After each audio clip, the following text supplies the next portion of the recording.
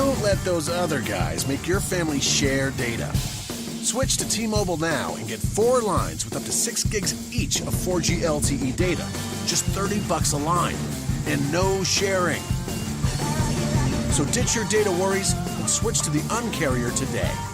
Get to T-Mobile or call 1-800-T-Mobile. Limited time offers plus taxes and fees. Capable device required. Coverage not available in some areas. See store for details. Blog Talk Radio.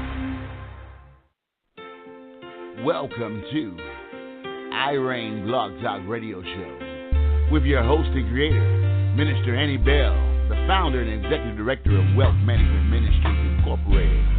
We are providing talk therapy to survivors of child abuse, sex trafficking, and other traumas. Please enjoy the show. You had it down, afraid to let it out, shackle, to change the hurt you feel the same. I'm more than a conqueror, I'm more than a victim. I rise, I win, the chains are broken.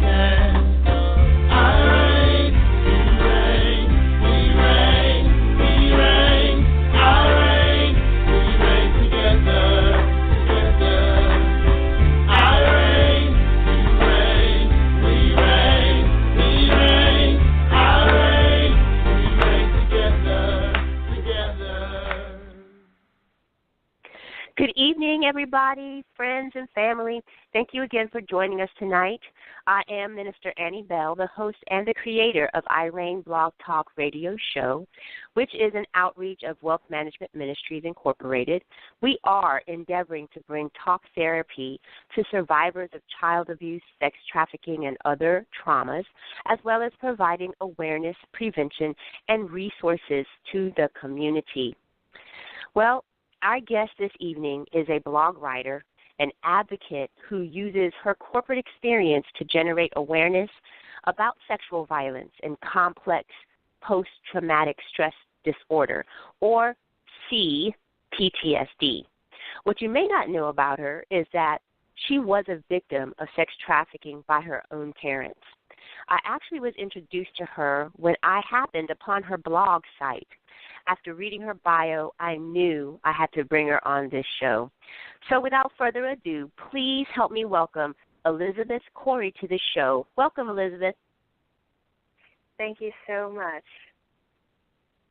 You're very welcome. I know you're so busy and you're doing so much out there in the community. I've read some of the newspaper articles that you have been on, advocating and making sure that legislatively we are fighting the fight on that front too. So I know this time I don't at all discount the time that you're spending with us today. So I just, again, want to thank you for being on the show with us. Oh, I'm really glad to be here. Thank you. Go ahead and begin. And I always like to start from the genesis, from the beginning of, of you. And so could you share with us and our audience about your childhood and the abuse that you suffered? Yes. I grew up in a family who was entrenched in trauma. It started pretty much when I was born, and that was true of almost all of the kids in our extended family. The physical abuse started pretty much near the beginning. I was colicky, and I would be suffocated to get me to stop crying. So it was almost after I was born that I first started to experience abuse. The sexual abuse that I experienced started in my toddler years, and it wasn't just that it was one man in my family, it was multiple men in my family. It's really important when you are in a family that traffics that you normalize the process of sexual abuse very, very young, so that children really don't even have the capacity or the opportunity to even ask the question as to why this type of thing is happening. So that was certainly the case for me. It's very cult-like in nature. So the activities that go on that abuse the children are really very calculated in nature. They're not accidental. So they start this type of abuse very young. That is the whole purpose. So my sexual abuse started when I was just a toddler. By the time that I was about 7 or 8 years old, I was being trafficked. And oh my gosh. The difference in family environments like these is it doesn't really work the same way as what you might see in a pimp-controlled trafficking situation. You know, in the days that I was trafficked, pimp-controlled trafficking would have looked very much like prostitution, where women would have been out on the streets. Of course, nowadays it's run largely on the internet, but back then it looked like prostitution. I, however, was never trafficked in that way.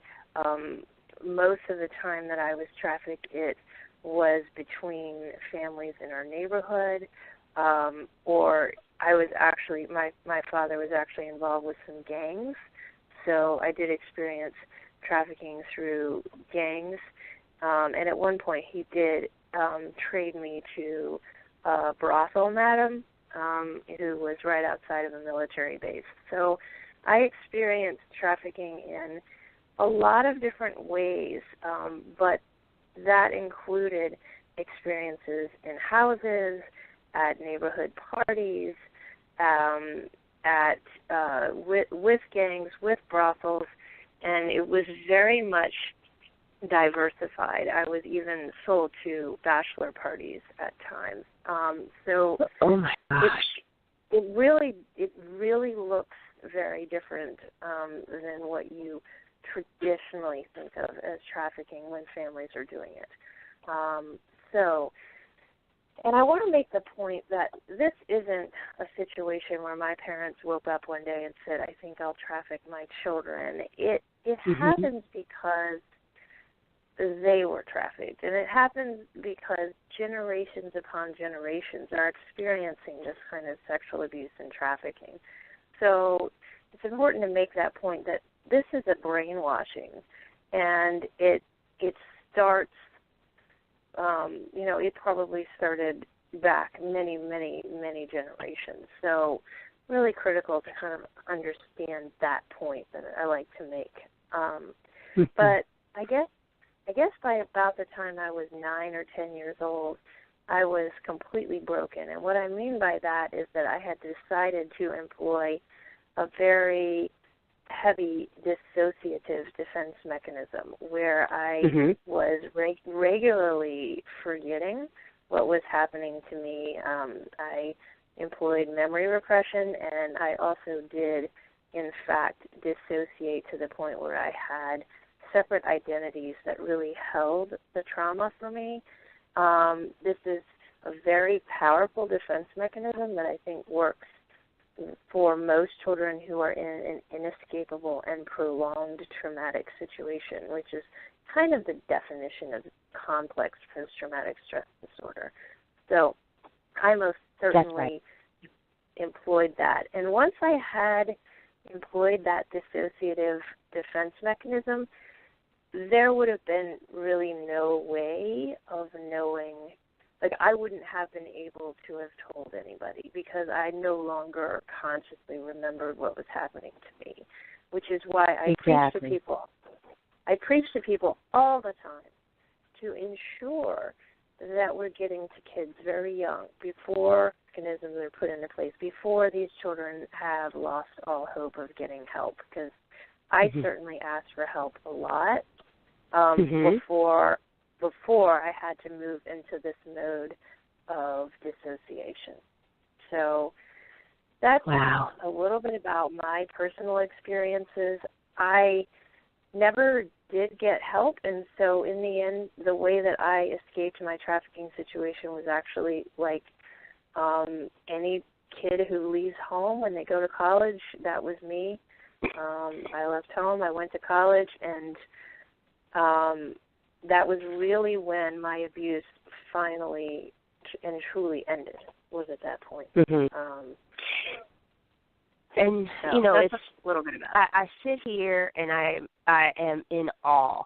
I am flabbergasted, but then I'm also amazed that you were able to survive such horrific and heinous trauma.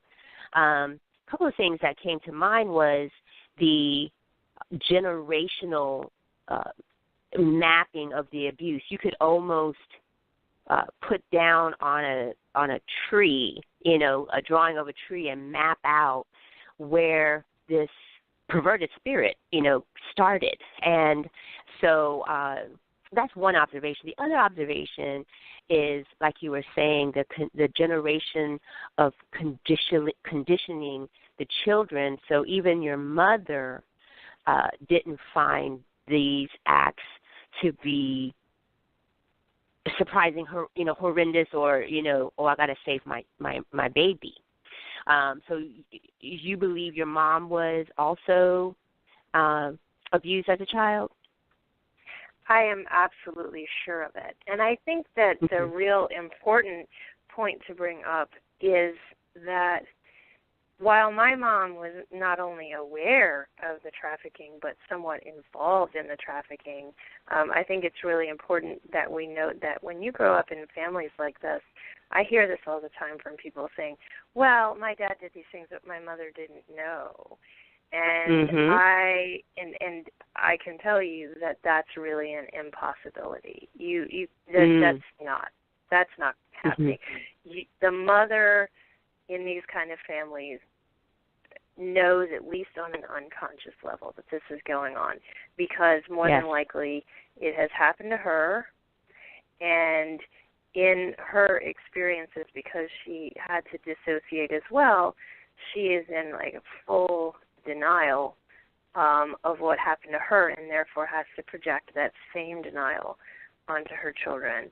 And another point you made, you said that the mother doesn't think to save the children, but a really important point is that my mother was trying to save me. My mother was trying to save my life by allowing my father to treat me this way, because she really believed, because she had been told this as a child too, that if she didn't allow this, if I didn't allow this to happen to me, and if she didn't allow this to happen to me, that we would be killed.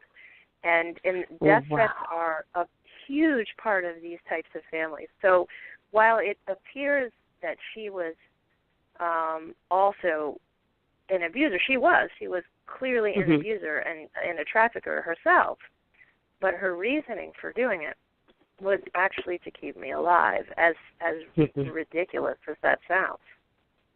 It's a victim trying to survive and teach her child how to survive. It's those survival responses, and that's what we project upon our children, like you said. And so it's a very sad cycle, and I'm so glad that you were the one to break that cycle, to stop, to say, okay, no more down my bloodline will this continue to happen. And so I applaud you for that this evening. And you said it was you were able to actually escape it when you went off to college, which that again is amazing, because with what you have gone through, starting so young, to believe that college was even something that you could look forward to, I think that's amazing. Whereas most, I think, would have felt like their life was wrapped around selling their own body for survival. Can you speak on that a little bit? Yes. There were a lot of things at play there. The first one that I think is so important to bring up is that my family was absolutely adamant about maintaining a mask of normalcy, and in many cases a mask of perfection, okay? So they did not want to be pointed out as being anything even slightly abnormal. As a matter of fact, they wanted to be considered better than others. So the idea that I would not go to college was actually ridiculous. they would have never allowed for me to not go to college. Now, that being said, I was very excited about going to college. When I was in school, the only place that I felt like I could understand the rules and succeed on any level was in school. And so I did quite well in school. It's interesting when I talk with people who discuss the idea of finding and identifying children who've been traumatized based on their poor grades. I always warn people. I warn people about that, because while you may see like a major fluctuation in grades may show that something has changed in their environment, but somebody who is consistently good in school but shows other indications of trauma should by no means be ruled out as somebody who has it. Because I've talked with many survivors who found their safe haven in a school environment. It's really important. That all being said, I knew from the beginning I was going to college. I was adamant about going to college. I was excited about it because to me it felt like my escape. This is how I'm getting away. And I was so absolutely determined to become financially independent so that I would never have to rely on anybody again, that I knew that that was my road to success. Now, Amen. That all being said, I also have to state that there were things about my life that gave me privilege. I was middle class. My parents paid for me to go to school. I have white privilege, and I'm not afraid to say that. There were so many things that allowed me to come out of my family trafficking situation and build a life that was more than what my childhood had been, okay? And I am grateful for all of the privileges that I had, and I know that not everybody who is trafficked and sexually abused by their family has those opportunities, and I am very grateful I did. So, that being said, I thought I was going to get to college and all of my troubles would be over. Like, I would be free and I would be able to make my own living and live on my own.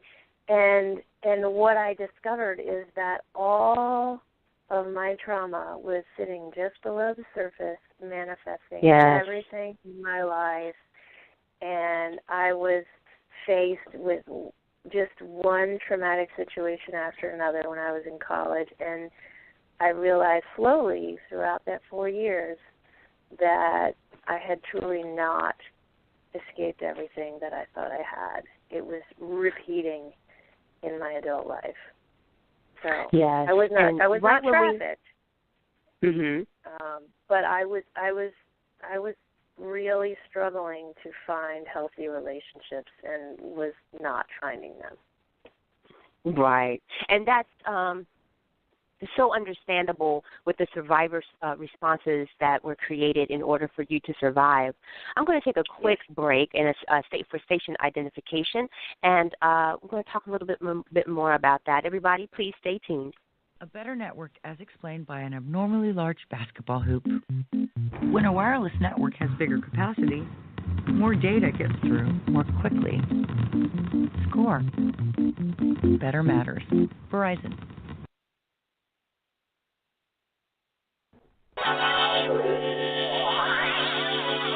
Welcome back to R.E.I.G.N Blog Talk Radio Show with your host, Minister Annie Bell.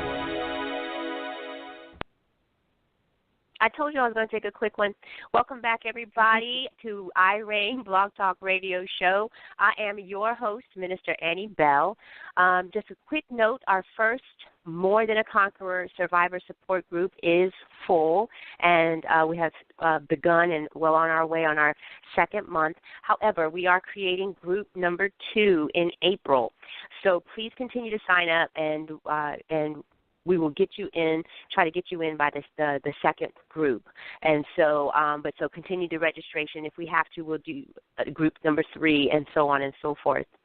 I have with me today Elisabeth Corey, who is really just her life story is, to me, just jaw-dropping at how resilient the human spirit truly is, regardless of how many times we may stumble and fall after our abuse, after surviving it. There is something in us, deep within us, that want to live and survive. And I think that, Elisabeth, your story just truly magnify and personifies that.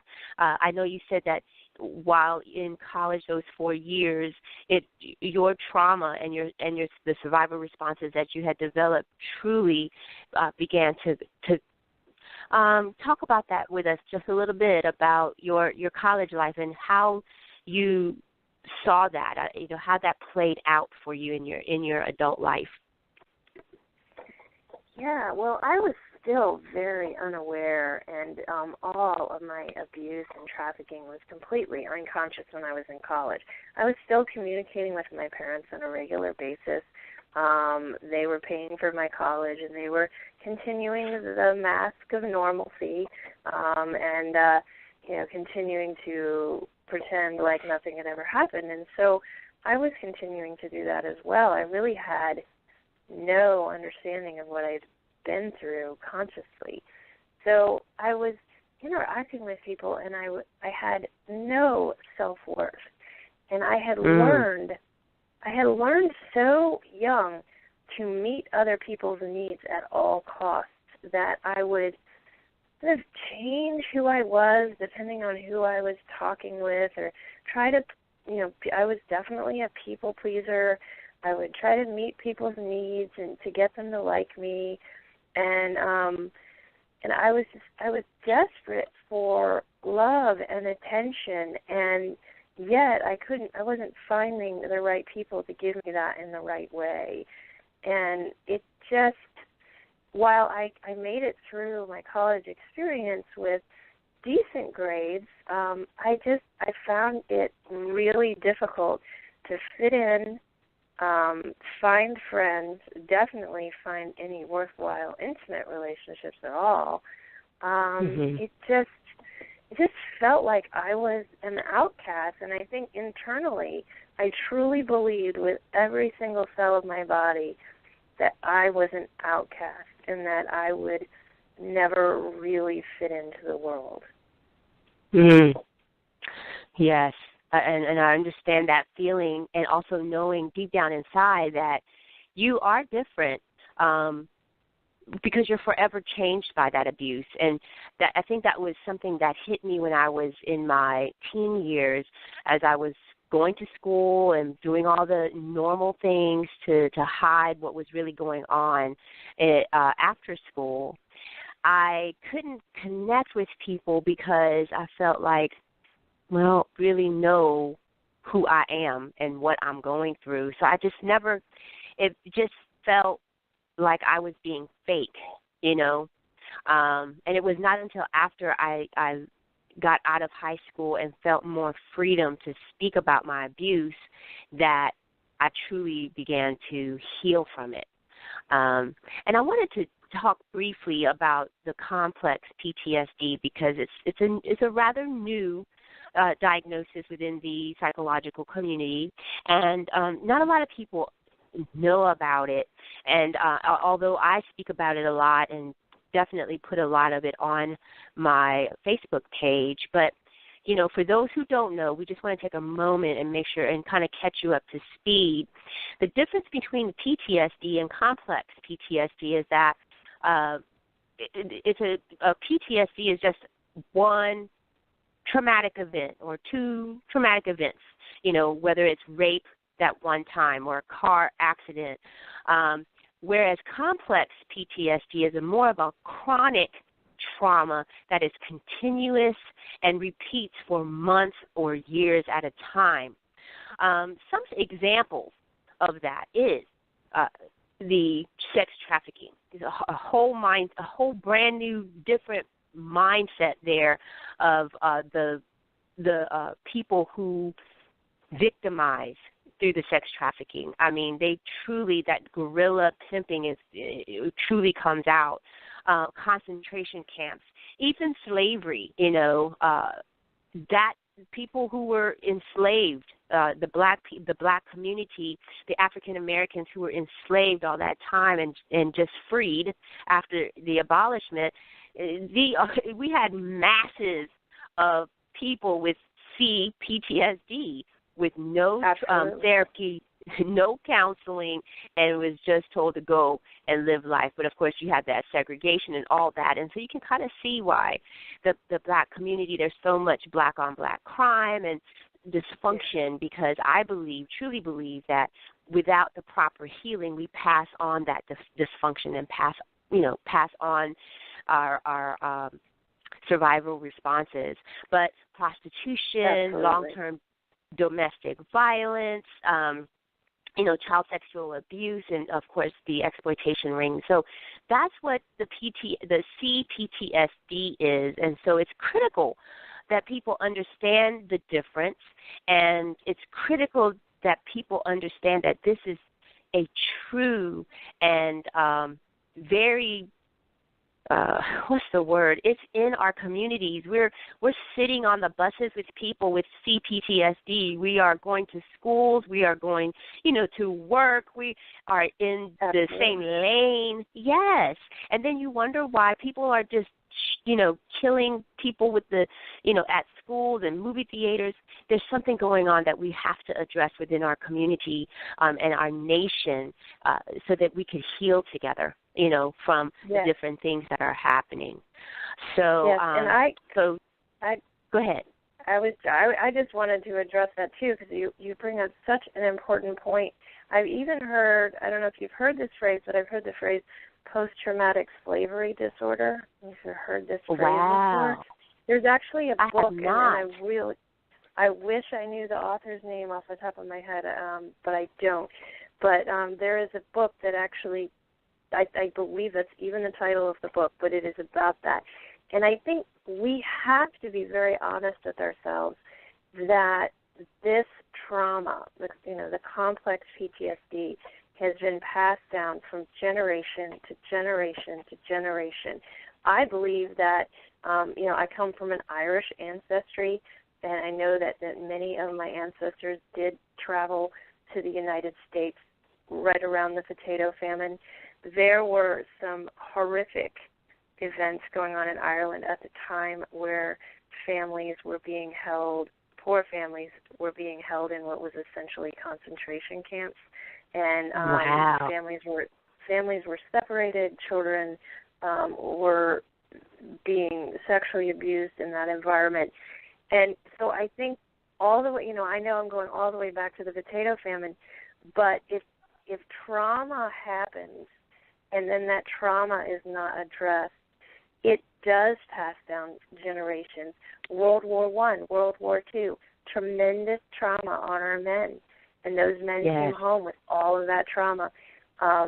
So we have to look at the fact that the violence that our families experienced even hundreds of years ago is impacting us today, and slavery is definitely no exception. And I'm so glad that you attest to that, because I believe that is where we're going to find healing for for our black communities, is first acknowledging it, recognizing it, and then put programs in place that not necessarily give them a pass, because we still need to be held accountable for our actions, but to definitely say, to have like a evidence-based therapeutic program centered around it so that we could heal the community and we could heal as a nation. So, but thank you for, attesting to that. Now, let's talk about this trauma. What is trauma, if you can, for our audience? Yeah, that's a really great question, because so many people think that trauma, I like to say, my little phrase that I say is, the trauma means drama, okay?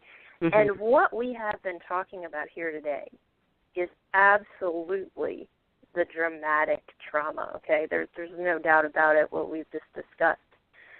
But trauma is playing out in ways that are somewhat stealth and are not so obvious. I don't really believe that there's any human being right now on this earth who has made it through childhood without some level of trauma. Because even things like one of the popular phrases I like to throw out there is, children should be seen and not heard, right? How many of us heard that growing up? We all heard that. Right.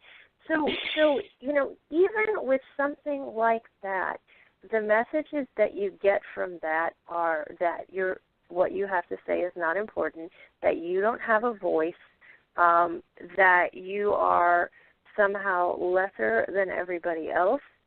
You get automatically, just from a phrase like that, your self-worth starts to diminish.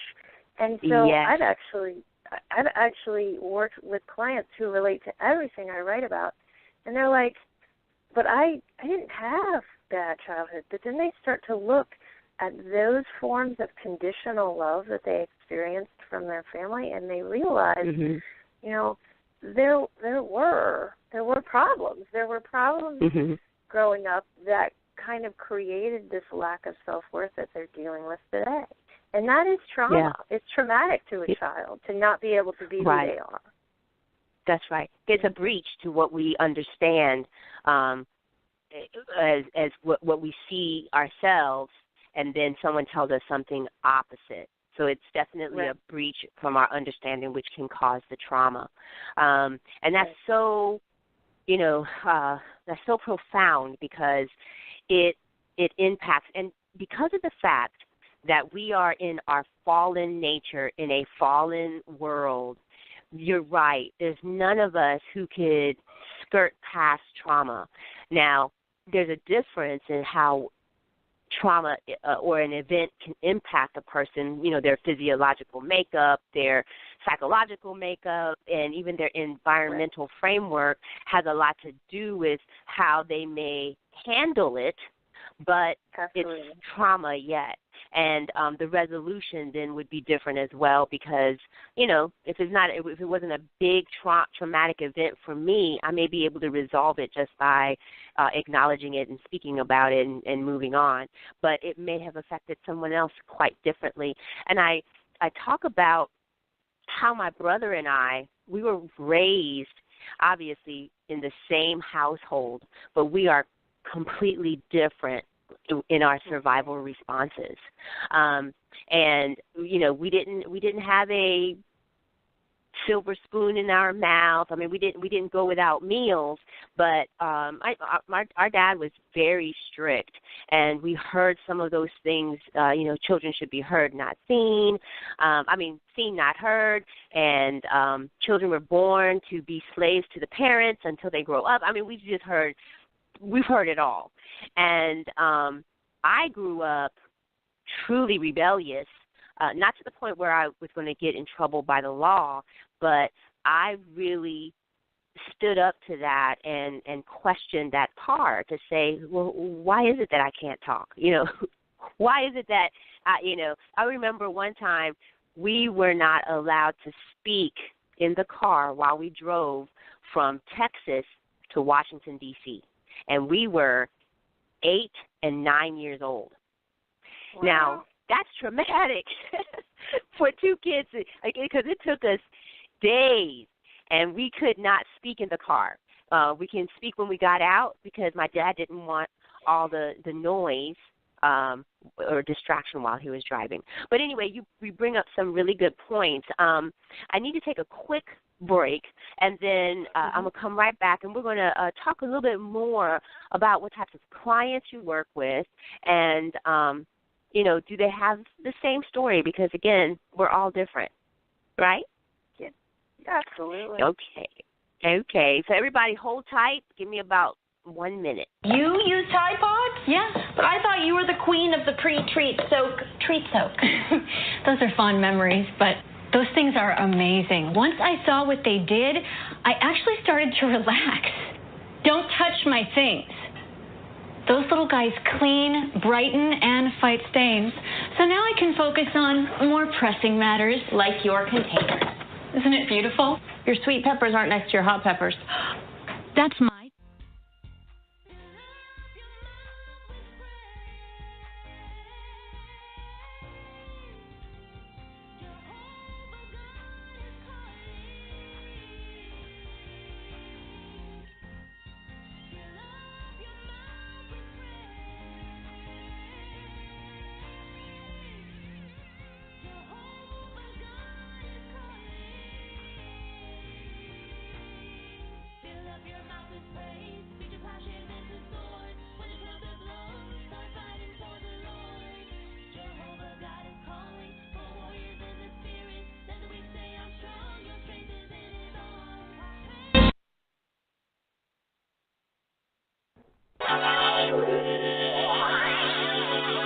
Welcome back to R.E.I.G.N Blog Talk Radio Show with your host, Minister Annie Bell. Okay, again, welcome back. This is Minister Annie Bell with the R.E.I.G.N Blog Talk Radio Show. We are one of the many outreaches of Wealth Management Ministries Incorporated, which is a 501c3 nonprofit organization. Our Season 1 finale is March 30th, which is next week, as we gear up for Season 2, which will premiere this summer. But you can always go to youtube.com and search R.E.I.G.N Blog Talk channel, where all of our past shows are housed for the ease of your listening. If you're just joining us, we are here with Elisabeth Corey, and welcome back, Elisabeth. Well, thank you. You're welcome. What we want to talk about next, my question is, what types of clients do you actually work with? And we kind of transition from her telling her life story, and she's going to talk about now, as a survivor, what she does to help others. So what type of clients do you work with, and do they have to have the same stories like yours? No, actually, the good news is that that there are, that we are not, that people are not generally facing the same level of trauma that I experienced. I know it is happening, and I'm not trying to put myself on some kind of trauma pedestal here, but the good news is that I'm not facing a lot of people who've had experiences that sound like my story. I think, and I've even had people who have said to me, am I worthy of working with you, because I haven't had that many bad things happen to me?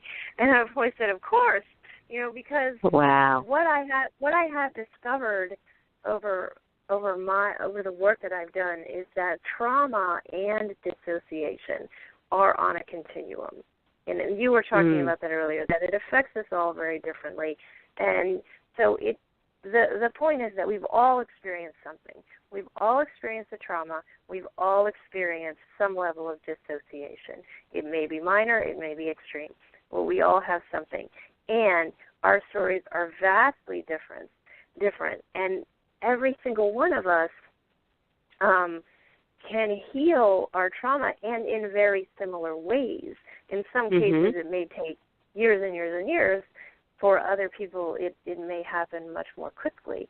But I think that the work that the clients that I take on, they have such vast stories, and in some cases, the things that happen to them are truly horrific, and in some cases, I'm like, wow, that's by far even worse than the things that happen to me. But in some cases, wow. I work with people who say, kind of what we were talking about earlier. Well, I grew up okay. I definitely experienced some level of conditional love. My parents like to tell me, children are to be seen, not heard. But I don't understand why I get into relationships that are violent. And it's those people who I think I can honestly do the most for, because it's about bringing awareness that they even experienced trauma. Wow, and that's right. That can make a major difference in their lives when they finally have the awareness that they experienced something that needs to be recovered from. That's right. That's right. That is so essential to have that acknowledged, because in order to find the cure, you have to find the causation of the disease or the disorder or whatever it is. So, you know, how can you help? How can someone be helped if they don't know that they have been injured? You know, exactly. So, I think that's a,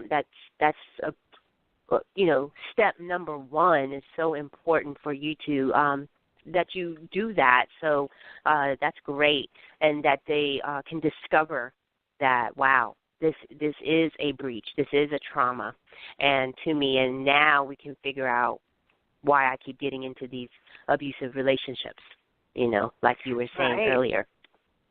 Yeah, it's finding the pattern. Yes, yes. What is the process then behind your work?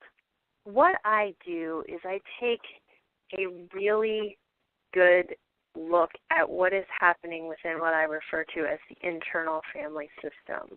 Okay, so we all have this inner child, and in many cases, especially if the trauma was fairly severe, we have inner children.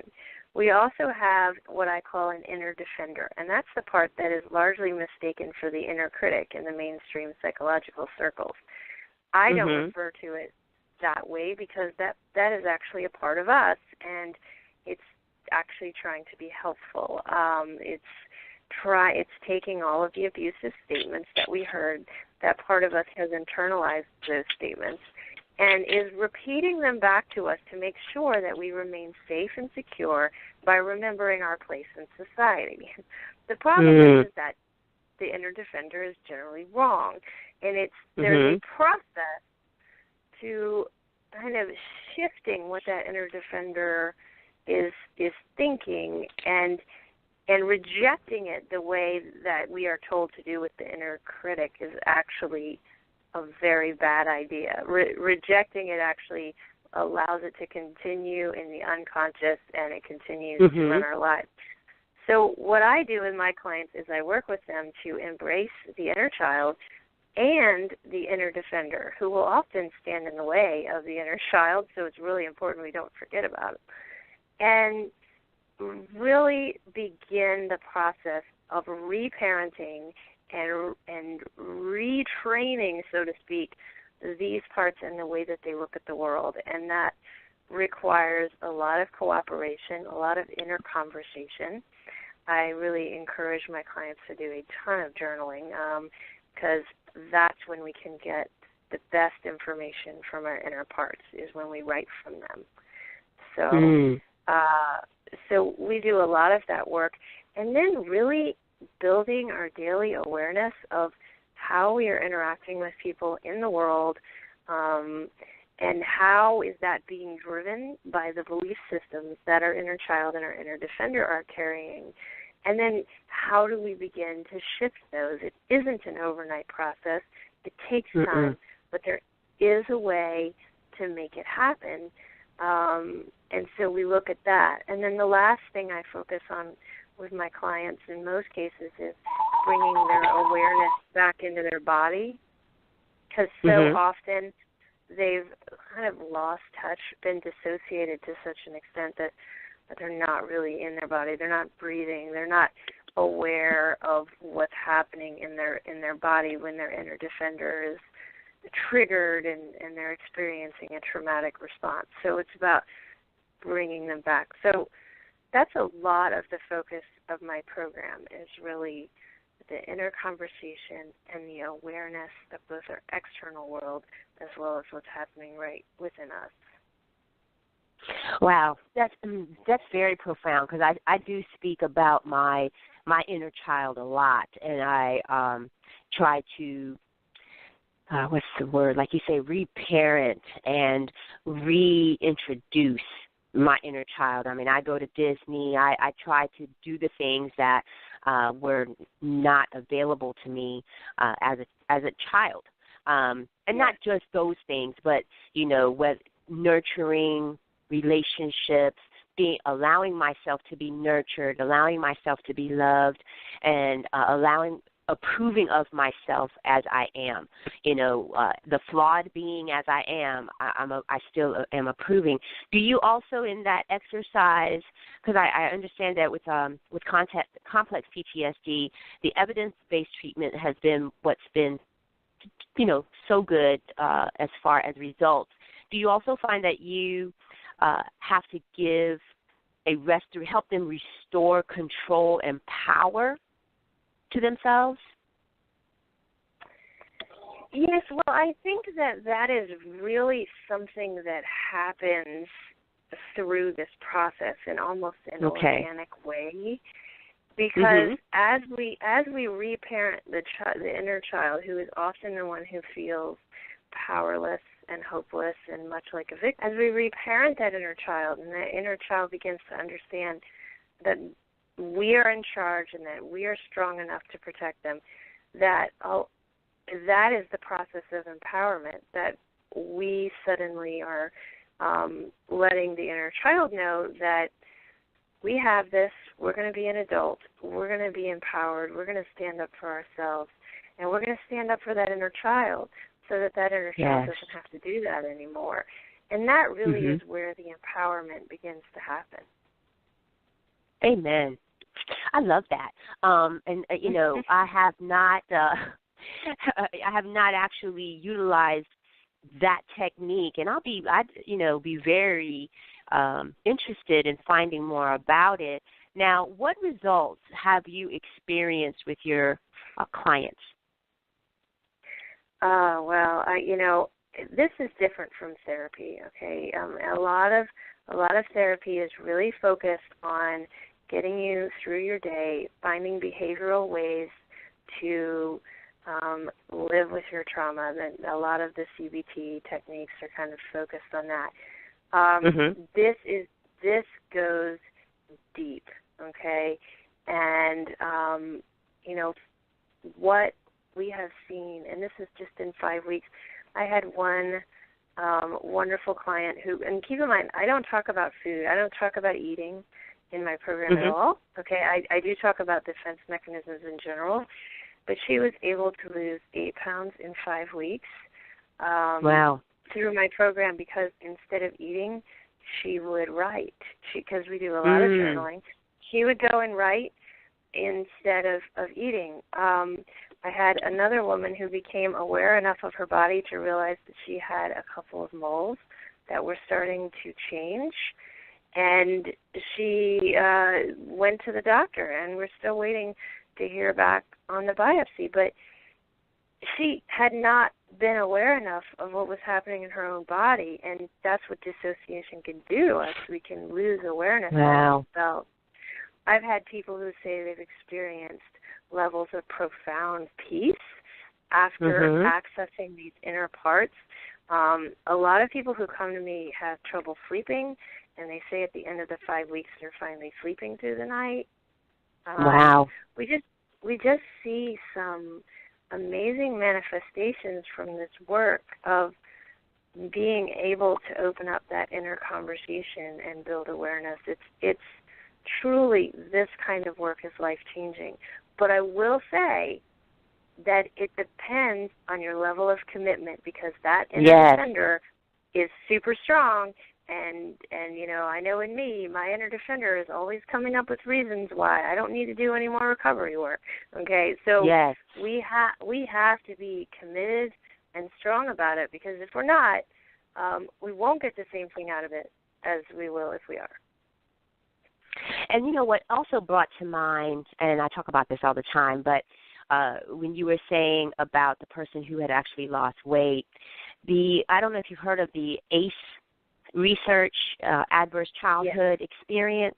Okay. Oh, yeah. And, and that whole thing got started with the working with the group of obesity people with obesity, and how they found the correlation between obesity and child abuse. And then opening it up to all these other disorders and diseases of our body as we become adults who have survived trauma because of the things that happen. So that made me think about that. I also thought about how we as survivors are almost self-sabotaging of our own recovery because we're so used to not, nurturing ourselves. And that's the N in R.E.I.G.N is learning to nurture ourselves and others because we don't know how to do that. And I have to fight with myself sometimes to go to doctor's appointments because I will make sure my kids go.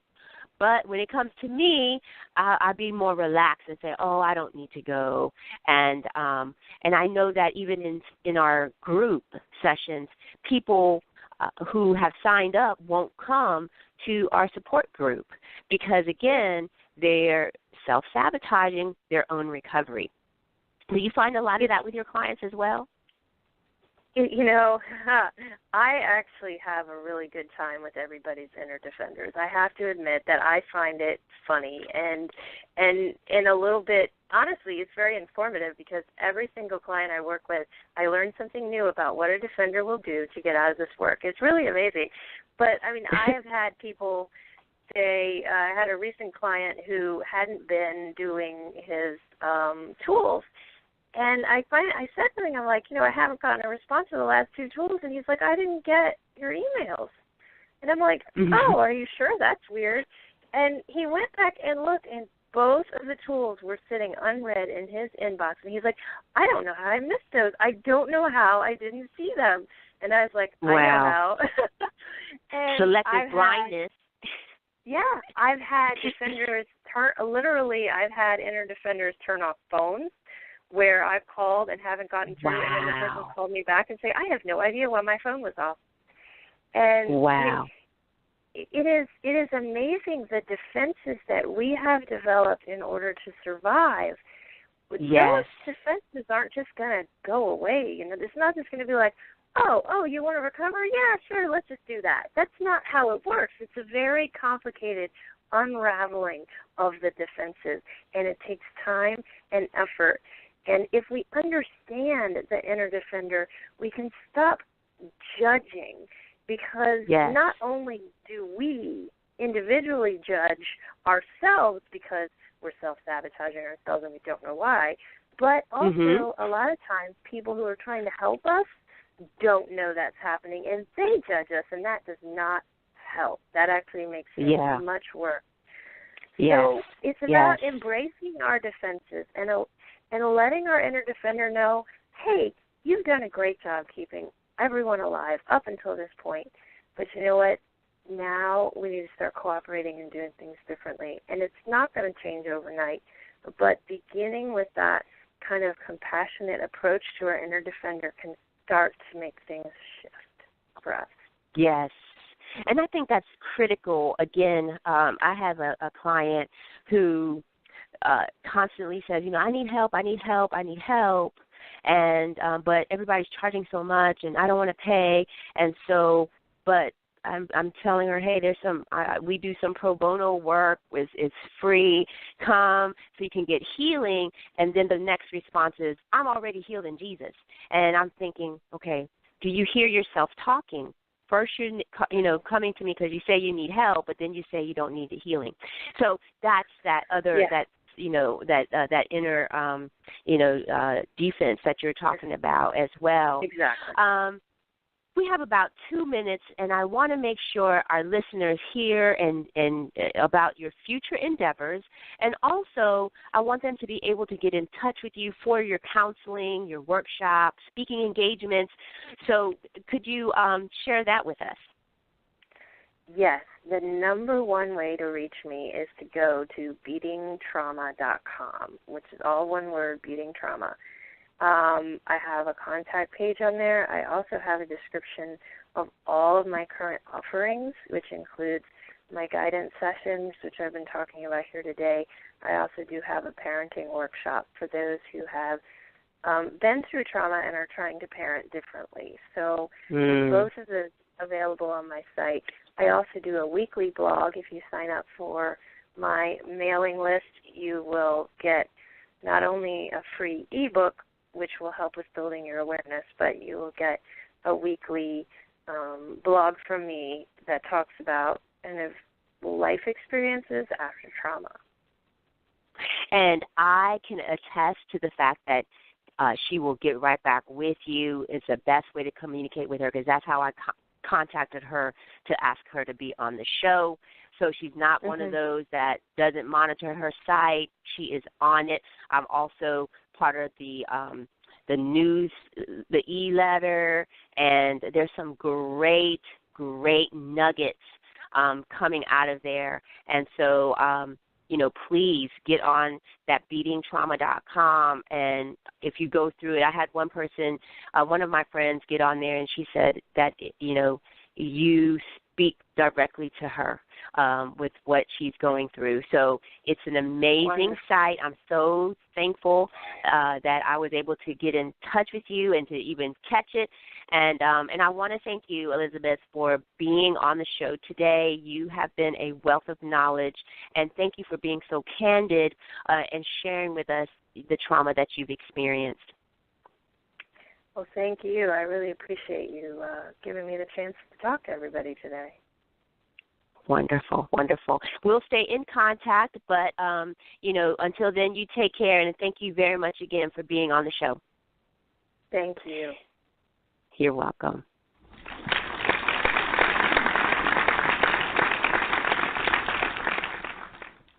All right, ladies and gentlemen, we're at the end of our program.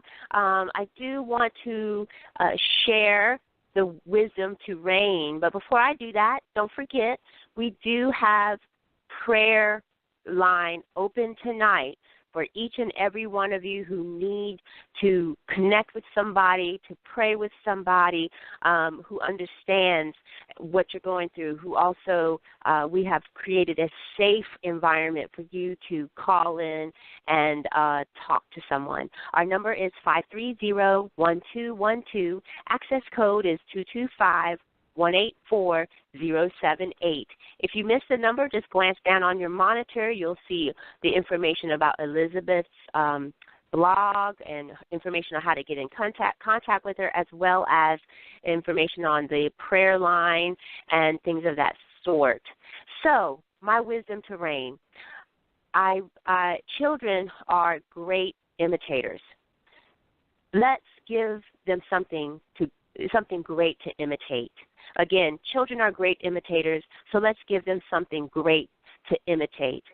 Be a cycle breaker. Break the cycle of child abuse and sex trafficking. That would be a great thing for children to imitate. To make a donation or to get in touch with me or my team, please go to www.wealthmngt.org or follow us on Facebook and Twitter at R.E.I.G.N. Stop Abuse and Fight Back. Also go to our YouTube channel and become a subscriber so that you won't miss great shows like this ever again. So go on there and subscribe. Now, everybody, please, we want to make sure we say our declarations before we get off the line. So repeat after me. I reclaim my life. I excel at living. I illuminate the dark. I grow in Christ and nurture myself and others. So that is what you are declaring so that you can thrive in your survival. And so let's reign together with Christ. See you next Thursday at 8 p.m. Good night, everybody.